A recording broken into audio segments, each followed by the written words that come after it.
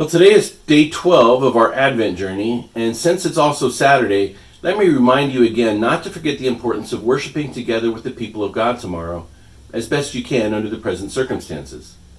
Listening to a good sermon on TV or radio, or even a podcast can be helpful, but they're really no replacement for interacting with other Christians. I know this can be challenging in 2020, but it is worth the effort. And if you don't have a place where you regularly gather, let me invite you to First Baptist in Stryker. We have on-site services with social distancing, and we also live stream on Facebook and on our webpage, and we'd love to have you join us. Now let's see what part of the Christmas story will be revealed in our Advent calendar today. We're looking for number 12, and here it is in the upper left-hand quadrant, right on the shoulder of the camel. And today's scripture is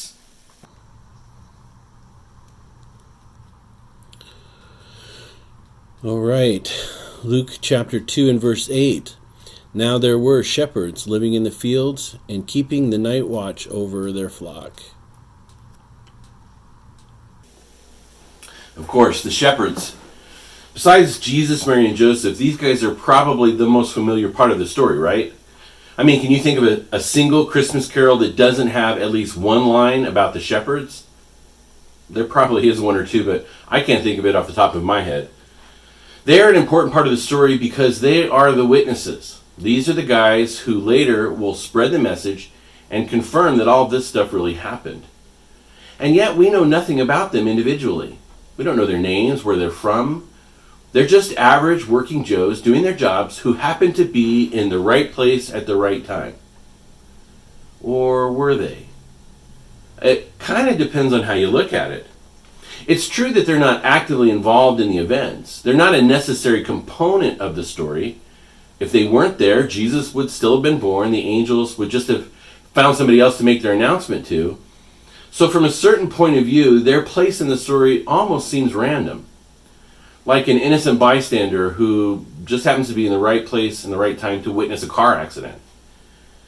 But the fact is, they were there, and I don't believe that it was by accident. The Lord knew that they would be there, and He chose to send the angels to them. So what appears to us as a random encounter is actually a divine appointment. Their presence was a potential opportunity, and the Lord made sure that they would become an integral part of the story. In the same way, you and I have random encounters each day. People that we walk past on the street, stand in line next to at the supermarket or at the bank, and sit beside in a movie theater or on an airplane. Usually these encounters increase at Christmas time with all the hustle and bustle of the holiday. No doubt it's going to be different this year. I don't know about you, but we've already done most of our holiday shopping online, but not all of it. And even then, I've been home when the delivery person dropped off the packages. So what would happen if we stopped thinking of these meetings as random encounters and instead saw them as divine appointments? What if we said to ourselves, God knew you would be here in this place at this time, and He made sure that I would be the one to cross your path?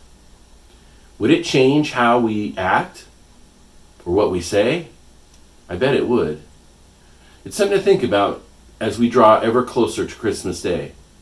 Hey, thanks for listening. God bless you, and Merry Christmas.